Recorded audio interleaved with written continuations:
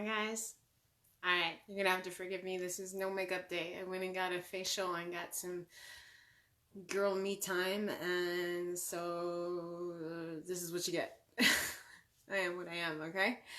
Alright, so I apologize for the delay in getting this to you. I would like to share a little mini story with you guys. I had the most amazing time today. I was compelled to go to a Mexican restaurant and have a little mini date with myself. And when I had that mini date with myself, I had the most amazing time, you see, because the bartender didn't let me leave. He kept giving me more margaritas, but I knew there was a reason for it. And he sat down next to me, and I just want to share something because I don't think you understand how beautiful it is to be everything on earth until it happens to you. So I want to share some of my experiences so you can understand how beautiful that is, and then I promise you I will get into the answer to the question of how to deal with hot and cold behavior. So what I want to share with you is today, more than anything, was the most beautiful moment in my life because, you see, you don't know this. If you know a little bit about me, you know that my son passed away, and my son had Down syndrome. And there's a lot of memories that I have of my son, and I know that bodies are illusions of you, and your brain, once you know that you're the constant, your brain can't fool you anymore. And I had one of those moments in which my brain couldn't fool me. And the bartender sat down with me, and I was trying to leave. I had paid for everything, and he sat down with me. He's like, no, you've got to try this other flavor. You got to try this other flavor. A few margaritas later, he's sitting down next to me, and he shows me pictures of his son. And I can't begin to describe how beautiful it was. But it was absolutely beautiful, where he showed me pictures of his son who had Down syndrome.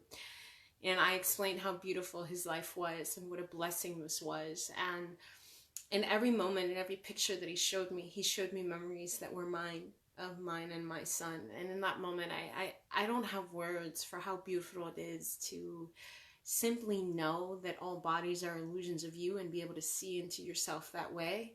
It was amazing. It was amazing. And now I understand why I had to go to that restaurant, and I understand why I'm late, and I understand why I had to be there. And I wish for all of you that one day you can understand how beautiful it is to be source and to understand that everything is you, and to take a moment to really be present, understand how beautiful it is to see your memories recycled in such a beautiful way in every single moment of your life. You're not even making them, but you're witnessing, I think is a better way to say that, illusions of yourself.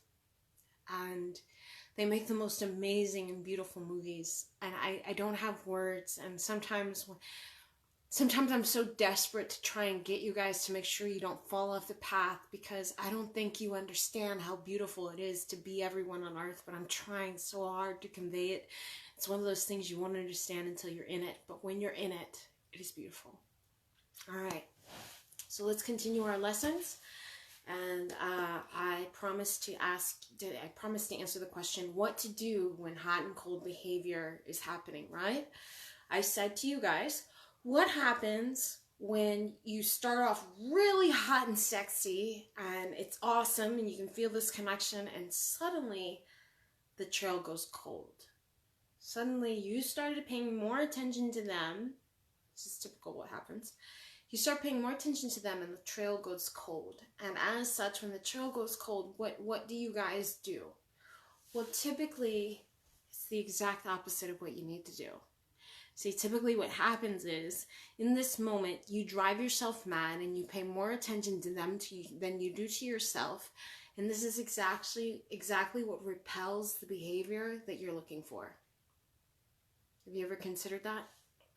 Matt? When they pull away, you start actually giving off weird vibes.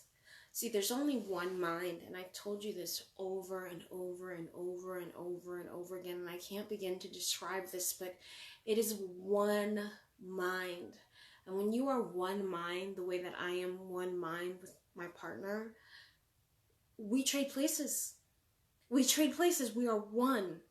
And as such, I mean, it is so intimate, so freaking intimate, that let me give you an example, because this is my life, and all I can tell you is the wisdom that's coming from my life. This is very personal, but I'll tell you, okay? When I'm supposed to be on my cycle and I'm supposed to be all moody and crying and weepy and all this stuff, they will feel it, not me. That's how one you are.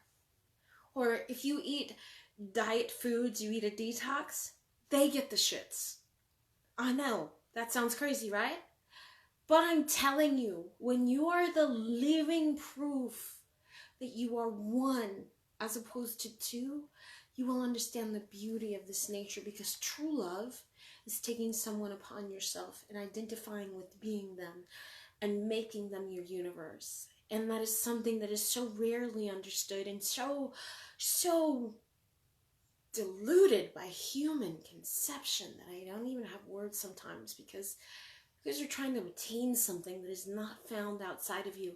The body itself simply mirrors you back and mirrors the relationship you have with yourself. And a lot of times we try to own that, force that, coerce that. That's the exact opposite of what you need to do, because love just is. If you want to be love and experience everything that is love, you're going to have to understand that. That's why I cringe when I hear people say, just force it by convincing yourself and telling yourself all these affirmations and make them be what you want. I'm going to cut you off right there. That's not love. It's not even close to being love. It's the long way around being source. And it is the wrong way to go about it. It is 1000% the wrong way. It's the worst advice you will ever receive. But it is the advice that you take a lot of times because you want to justify being with your lover, so to speak. And so you've attached to this idea of this thing being outside of you. So you're going to work harder because as source, you're already at the finish line. And so by listening to these people that make you do all these affirmations and all this stuff, what you're doing is you're already at the finish line and you're the vortex that's already attracting everything to it. Alright? So when you listen to these coaches, literally when you're forcing someone to love you, which is the most disgusting behavior, I feel like I'm choking me, okay? When you guys do that, which is the worst advice ever, I'm going to say it 5 million times, okay? What you're doing is this is coming towards you already because you're source and you're already at the finish line. What you're doing is deciding to run the race again and then trying to force this to go with you against the force that is already there. And as such, it's the most insane behavior because you are dividing yourself to unify yourself. And as such, you're working against the grain. So you're swimming upriver and then you're repelling instead of unifying.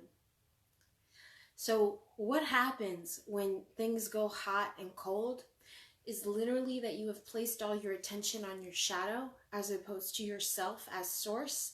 And so the trail has gone cold. And what you don't realize that when you do that, you are emitting behavior that does not fit and does not align with being in the one, because suddenly you become needy. And suddenly you're all about them and you're trying desperately to make them see that you truly love them. Right? That's your effort. I truly love you. Don't go away. Or whatever that desperate vibe is. This is the most repelling thing you will ever do in your life. And I know you guys don't understand it because you can't see what you're doing in the moment. But can I just tell you what it feels like? It feels like we're being choked. It feels like we're being choked and suffocated. It's repelling. And if we tried to explain it to you, you might be offended. You might be offended by what I'm saying. Because you think, no, we're worthy of love. We're worthy of love. We're just trying to show you. We're it. Okay? But you're doing it the wrong way. So I've always explained reality this way. So when your reality car goes out of control, when it doesn't feel like the trail just went cold, the way that you get back your person is counterintuitive. It's counterintuitive. It's going to go against everything you think. This is why I always use the analogy of driving a car in the snow. So suddenly you've hit an ice patch. Okay? You were driving straight, you hit an ice patch, and the car just went. this way. This is your reality car, okay? You are going straight and the car is going this way, okay? Those of you that are not used to driving in the snow, this analogy may not be the best, but those of you that have, okay, an experienced driver, what do? You turn with the skid, not against, okay? With the skid, because that is the only way the tires get control and you're able to take control of the car back. You're able to control the car. What happens is an inexperienced driver, and many of you are inexperienced drivers of your reality, you instinctively go, you want to turn the wheel this way because you want it to go straight, right? And the car's going this way out of control because the ice is making the car slide this way. Well, the only way to get control of that vehicle, to really get control of that car on the ice, is to do what is not what you're used to doing and turn with the skid. Okay? Means that when they have cold behavior, the absolute best thing you can do is the opposite of what you think it is. It is not call them. It is not make them the center of your universe. It is not turn against it and be like, oh, please, please, please notice me. This is what the strung along woman does. Did you just hear what I said? The strung along woman. How many of you are used to being the strung along woman? The one that tries so desperately to reverse engineer the law of reverse effort and goes against the skid and tries to prove that they are worthy. This is the opposite of what you're supposed to do. In fact, what you should be doing is that is the time when instead of focusing on them, and this goes against everything you know, instead of focusing on them, this is the time you turn it back on you. This is turning with the skid as opposed to against. And it sounds counterintuitive because you're like, Cindy, wait a minute. They're already ignoring me. What do you mean if I ignore them, that'll just make it worse? No. No. Remember I told you your eyes are little mirrors. And the mirrors, what do? They reflect backwards. So you must learn to see backwards and match behavior and go against what you know. So in hot and cold behavior, if you truly want to be the master of hot and cold behavior and you want them to come back, you must learn to detach. You must learn to turn against the wheel. You must learn how to be source. If this is your shadow, you must learn how to be source. You don't follow the source. Okay, I'm sorry, I take that back. You don't follow the shadow against the grain, okay? That is no. That's why it feels so bad. Instead, turn it back, okay? And you must become you and turn with the wheel. That means, yes, that may require you ignoring them at sometimes because they're ignoring you. But haven't I told you over and over and over again, the biohack is in love is love reflected? So if someone is starting to ignore you, you ignore them back. Now, I know that sounds scary. I know you think, no, Cindy, that means they'll never hear from them again. If that were true, why the fuck are you with them? Answer me that. Why are you with them? If they would ignore you back, you are watering a dead plant and you need to find that out sooner rather than later. Although that is not what you do, you need to mirror them. Why? Because you are matching efforts. They need to recognize themselves in you in order for them to come back. And so as such, you must be the female version of them. You must be the anti-force that brings them back. And as such, you must match efforts against your every fiber of your being, because I know y'all are tempted to attach. But when you do that, okay, if someone needs space, please give it to them. Please give it to them. Do not attach. This feels suffocating, okay? I'm saying this from the person that has always been suffocated, so I know what it feels like. You guys don't know that you're doing that. You think, oh, no, I'm loved. I just want to be loved. And you're going to try and make all this effort, okay? But in hot and cold behavior, you must go against what you think and be about you. This is the time when you prove that you don't need them. You want to be with them, but you don't need them.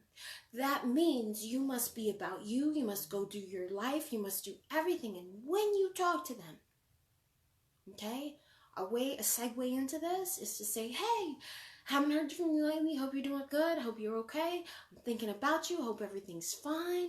Just so you know, you can be yourself with me and you can talk to me about anything. And you drop it. You drop it. That's it. You want to allow someone's radical self-expression.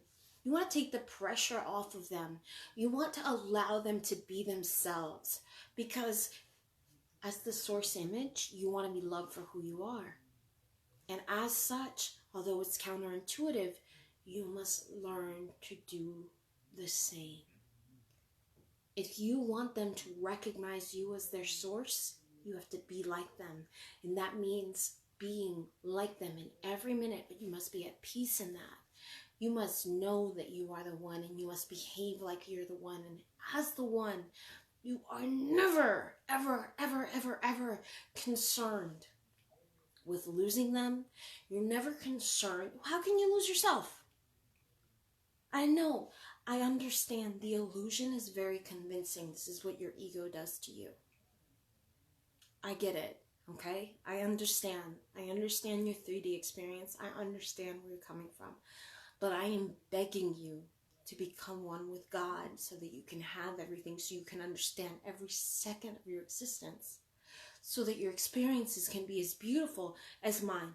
No mind said, go to the Mexican restaurant, go hang out, have a few drinks. Okay, no mind, no problem. Well, okay, as I'm leaving, I'm trying to pay my tab. The guy at the bar won't let me pay my tab. He wants to pay for me. I still paid my tab, no problem. But then the bartender said, here, after you've paid, please, you haven't tried this flavor margarita, and you haven't tried this flavor margarita, and have these margaritas. He sits down, and then, because the restaurant happens to be damn near empty, okay? And it's time to talk to me. He sat down, and he suddenly strikes a conversation with me about his son. That is the most beautiful experience, but it's only relevant to me because these are my experiences. But you see how present I am, how happy I am? I was by myself today, you guys. I enjoy my own company that much that everything gravitates towards it. Was I worried about the fact that someone hadn't called or called me? Not in the least. I am happy all by myself. I do not desire this person at all. It is not that I'm being mean. It is not that I'm being cruel. But you see, this person is the cherry on my sundae. But my sundae, that's me. I'm delicious all fucking by myself. That is the vibe of the one. That is the vibe of the one. You see, because when you don't need, this person wants you so bad, they can taste you. They desperately need you. I want you to be that magnetic force. And you guys saying, no, but if I stop calling, they won't call. That's erroneous. That is your ego trying to prevent you from being self-sufficiently happy on your own without them. I'm not saying you're not letting them in. Of course you want to receive them. Of course you want to be with them. Of course you want to enjoy their company. Yes, abso-freaking-lutely. But if your total happiness and joy depends on whether or not you speak to them, and they are literally the oxygen that you need to breathe, you're doing it wrong. That's not what the one does. The one is happy all by herself, or himself, whatever, okay? All happy by himself. And then this person adds to their joy. So on top of how happy they already were, this person, as sacred as they are, adds to that. It's an addition. It's an addition, so that 1 + 1 = 3. And it's something that doesn't make logical sense to your brain. But see, this self-sufficient thing that is already here and that is happy all by themselves, when they add to your joy, 1 + 1 = 3. And I mean this sincerely. And until you become this, until you're living from this state, you don't understand what that's like. But when I tell you that it's beautiful, I mean that so sincerely. So sincerely. It's the most beautiful thing, because now 2 people add to each other's joy, and it's so magnifying that you didn't even know it was possible to be this happy, but because you are this happy already, they just add more.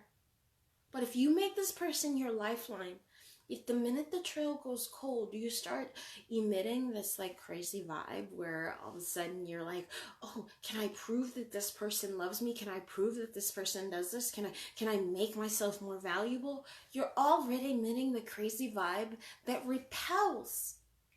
And you guys don't understand that you're doing that. So you're totally convinced that you're not doing anything wrong. And so you try harder to attach to this person that maybe just needs a little space. Okay? This repels. This repels. If instead you said, hey, I'm here if you need me, but I'm cool without you. This is attractive as fuck.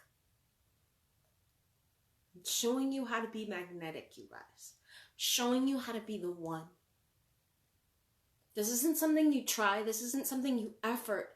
This is something that just happens because this part runs on autopilot. Despite their best efforts not to need you, believe me, they want you, they can taste you, they can feel you, they want to be in your presence. But you must learn to be peace first. And if you're not being peace, you're not going to have that magnetic attraction that is like a vortex where everything is drawn to it. You just simply have to be yourself. And I want you all to do this. I want you to be yourself. So as such, when hot and cold behavior happens, what I need you to learn how to do, let them know you're there, but simply be cool. Simply pull back. Now, this is your opportunity to be about you. This is your opportunity to maintain the vibration that attracted them in the first place.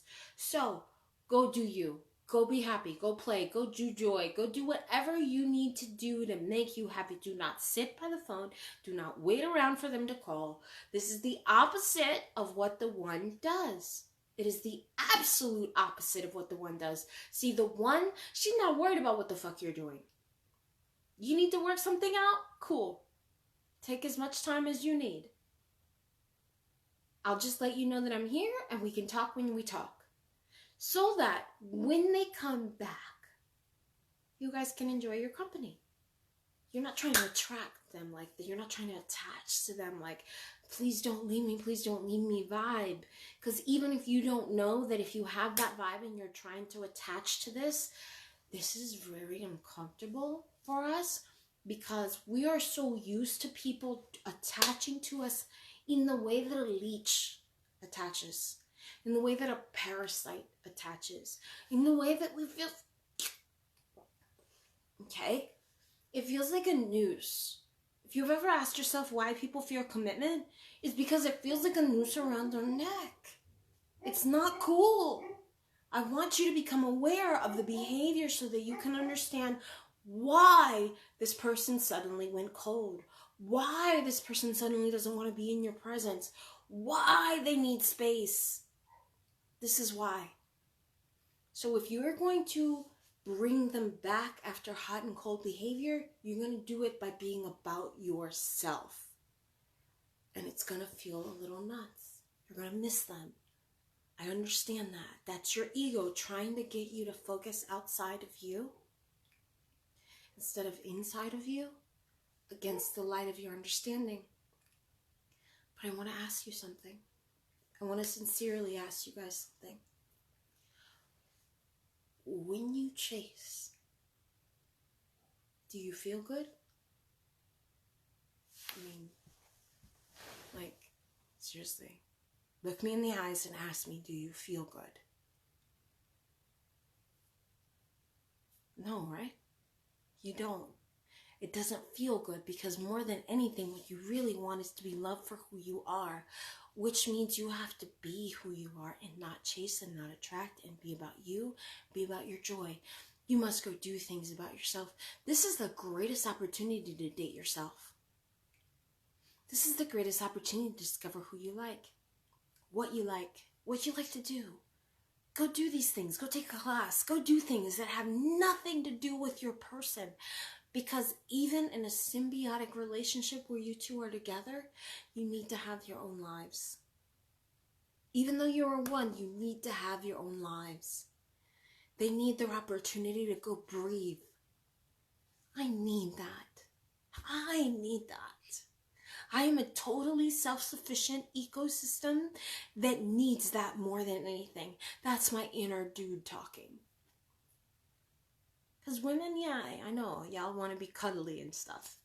Well, right now I'm in my inner dude's body, so I can only tell you that we don't always need that. Sure, we enjoy it, but we don't always need that. We enjoy our dude time, our alone time, our own time. We're not doing anything wrong. We just need the ability to be ourselves. And I can be that voice right now. I can tell you because right now, currently, I am him. My inner dude. My inner masculine. Okay? So when you attach like that, it feels like you're suffocating us. And is what you guys instinctively do, right? And you don't understand that because you see your reality card just hit the patch of ice and you instinctively want to take your new driver, you want to go against it. But what happens if you guys, for those of you that are used to driving the reality car and you hit the patch of ice and you go against the wheel, what happens? Baby, that car spins. It goes this way. Okay, surefire accident.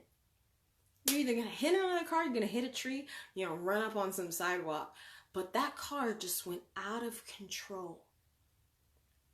You have to understand your reality is speaking to you all the time in symbols. And when you understand how these symbols work, you will always understand every second of your reality. Every second of your reality. As such, you must be like them to attract them. They're seeking themselves in as much as you are seeking them. And as a woman, as the feminine energy, you are the source of everything they are. And the only way that they recognize themselves in you is for you to know that. Because that is how you become the universe inside the world. That's when they're like, holy fuck, you're my mother, you're my father, you're my nephews, you're my sister, you're every fucking person in my world. You want to be that? That is an uncontrollable force that they cannot help but to love. I am speaking dead ass from experience. That's what you want to be, don't you? You want someone to love you like that? Well, if you don't become self-sufficient in yourself, you can't receive that. You have to be that kind of love. And it's counterintuitive, and I know it's counterintuitive, and yet I'm telling you, it's the answer. It's the answer to hot and cold behavior. Match it. And live for you. Be about you. So I'm going to read something to you. Hang on a second.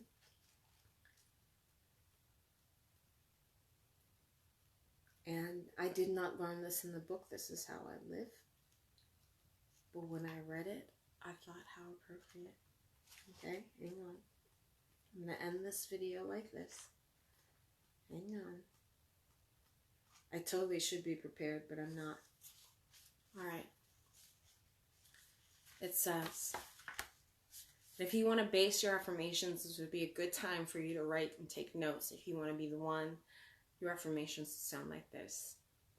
Let me explain the difference between a woman that is strung along and a woman who's always treated like the one. Okay? The one is not a puppet. The one calls his or her own shots. The one is true to self. The one has the courage, some of y'all need this, to walk when anyone tries to manipulate, intimidate, or control him or her. The one never lowers his or her own standards to appease another. Remember what I said? No amount of self-sacrificing is ever going to get you your person, so stop fucking doing that. And that's just Cindy talking. That's not the book. The one has zero tolerance for games and manipulation. The one has inner strength, self-worth, self-esteem, self-honesty, backbone, courage.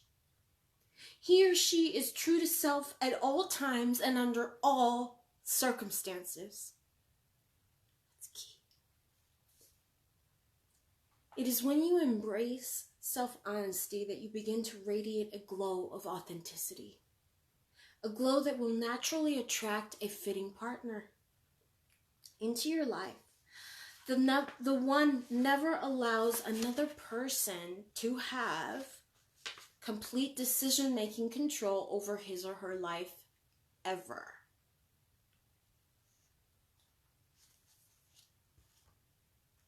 You all have to become that in order to be chosen.